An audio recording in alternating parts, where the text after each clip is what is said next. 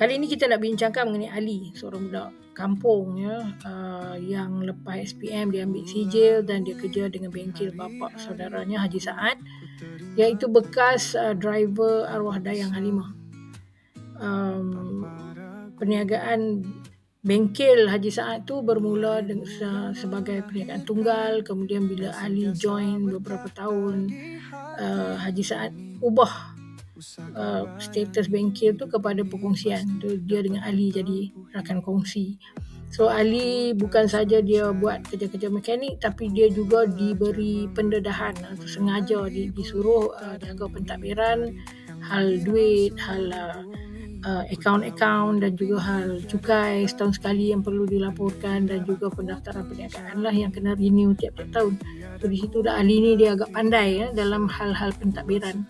So bila Ali bertemu dengan Zack, dia jadi macam teruja, terkejut sebab dia tengok Zack ni lebih kurang umur dia, tetapi Zack punya perwatakan yang lain, nampak macam steady, nampak lebih senang, macam orang senang daripada dia. Sedangkan dia sentiasa bekerja siang malam dan juga sentiasa berfikir macam mana nak kembangkan bisnes supaya dia boleh mencapai satu tahap perniagaan yang lebih besar lah.